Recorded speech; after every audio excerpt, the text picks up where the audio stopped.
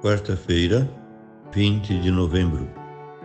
Meu querido irmão, minha querida irmã, estamos entrando na sua vida e muito gostaríamos de entrar no seu coração para aí semear a palavra de Deus, que é sempre a grande orientação para a nossa vida. Nesta quarta-feira da 33ª semana do Tempo Comum, a liturgia nos apresenta o Evangelho de São Lucas, capítulo 19, versículos de 11 a 28. Naquele tempo, Jesus acrescentou uma parábola, porque estava perto de Jerusalém e eles pensavam que o reino de Deus ia chegar logo. Então Jesus disse: um homem nobre partiu para um país distante, a fim de ser coroado rei e depois voltar. Chamou então 10 dos seus empregados, e entregou 100 moedas de prata a cada um, e disse: procurai negociar até que eu volte. Seus concidadãos, porém, o odiavam e enviaram uma embaixada atrás dele, dizendo: nós não queremos que esse homem reine sobre nós. Mas o homem foi coroado rei e voltou. Mandou chamar os empregados, aos quais havia dado o dinheiro, a fim de saber quanto cada um havia lucrado. O primeiro chegou e disse: Senhor, as 100 moedas renderam 10 vezes mais. O homem disse: muito bem, servo bom.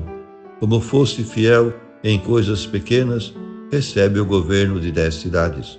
O segundo chegou e disse: Senhor, as 100 moedas renderam 5 vezes mais. O homem disse também a este: recebe tu também o governo de 5 cidades. Chegou o outro empregado e disse: Senhor, aqui estão as tuas 100 moedas, que guardei num lenço, pois eu tinha medo de ti, porque és um homem severo, recebes o que não deste e colhes o que não semeaste. O homem disse: servo mau, eu te julgo pela tua própria boca. Tu sabias que eu sou um homem severo, que recebo o que não dei e colho o que não semeei. Então, por que tu não depositaste o meu dinheiro no banco? Ao chegar, eu o retiraria com juros. Depois disse aos que estavam aí presentes: tirai dele as 100 moedas e dai-as àquele que tem 1000. Os presentes disseram: Senhor, esse já tem 1000 moedas. Ele respondeu: eu vos digo, a todo aquele que já possui, será dado mais ainda. Mas àquele que nada tem, será tirado até mesmo o que tem. E quanto a esses inimigos, que não queriam que eu reinasse sobre eles, trazei-os aqui e matai-os na minha frente. Jesus caminhava à frente dos discípulos, subindo para Jerusalém. Meu querido irmão, minha querida irmã, a parábola das moedas de prata tem a mesma intenção que a dos talentos.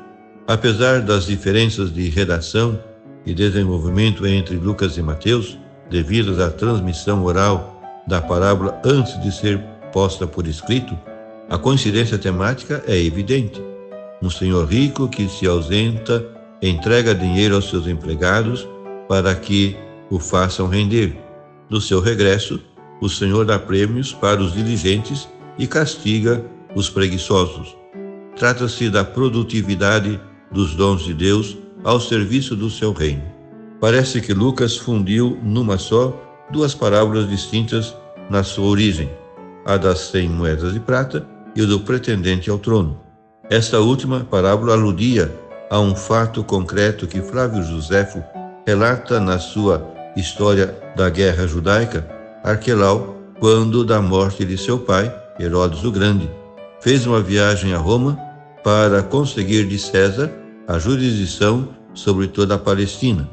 Devido a uma alegação dos judeus que o acusaram de crueldade, recebeu de Roma o governo de apenas metade do território, Judéia, Samaria e Idumeia, e não com o título de rei, mas de etnarca.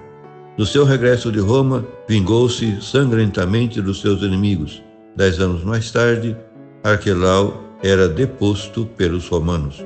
Mateus coloca a parábola dos talentos na perspectiva escatológica de Jesus e sob o lema da vigilância para o tempo da igreja.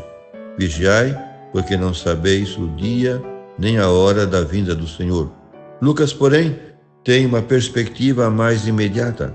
O seu relato parte da proximidade de Jesus a Jerusalém, já no final da sua viagem, e da expectativa popular do reino de Deus, como iminente. Com essa parábola, Cristo vem referir que, antes da inauguração do reino do Messias, haverá uma revolta contra ele, paixão e morte. Aqui se seguirá um castigo do povo israelita, ou seja, a destruição de Jerusalém. Se se prefere ver um acento escatológico também na parábola de Lucas, haveria que explicá-la assim: esse homem nobre que se ausenta para se fazer investir na dignidade real e que no seu regresso pede contas aos seus empregados é o Filho do Homem, Cristo, que subiu ao céu e voltará como Rei para o juízo final. Essa interpretação tem o inconveniente de comparar Jesus com um homem cobiçoso e cruel. Segundo os biblistas, é Mateus que, na sua parábola dos talentos, converteu a versão mais original da parábola que nos ocupa.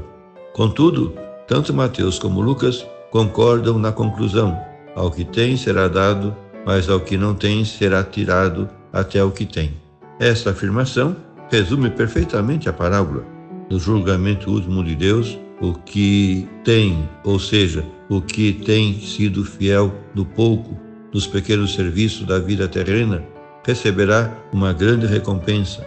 Mas o que não tem nada, isto é, o que tinha sido infiel e preguiçoso, será castigado severamente. Tal concepção da fidelidade necessária para a salvação última parece, à primeira vista, opor-se à gratuidade da salvação. Mas, na realidade, não se trata aqui de premiar um espírito ruim e mercantilista a respeito de Deus mediante a acumulação de obras meritórias. Os empregados não ganham a sua dignidade como tais com o seu trabalho. Espontâneo e gratuitamente, o seu Senhor oferece-lhes já antes a sua confiança. Esta graça generosa deve, consequentemente, fazer deles não os preguiçosos, mas homens ativos e responsáveis. Por fim, rezemos. Obrigado, Senhor Jesus, porque confiaste em nós, entregando-nos os talentos e a responsabilidade do reino. Com a parábola de hoje, nos abres os olhos sobre os nossos pecados de omissão e mediocridade. Concede-nos ter muito amor para receber mais amor. Acompanha-nos, Senhor, com o teu espírito de criatividade, para que, fazendo render os talentos que nos deste para o serviço do reino de Deus e dos irmãos, mereçamos na tua vinda escutar dos teus lábios as palavras dirigidas ao servidor fiel e responsável. Entra tu também na alegria do banquete do teu Senhor. Amém. E a você, meu querido irmão, minha querida irmã, que me acompanhou neste encontro com a palavra de Deus, desça sobre ti a bênção de Deus Todo-Poderoso, Pai, Filho e Espírito Santo. Amém.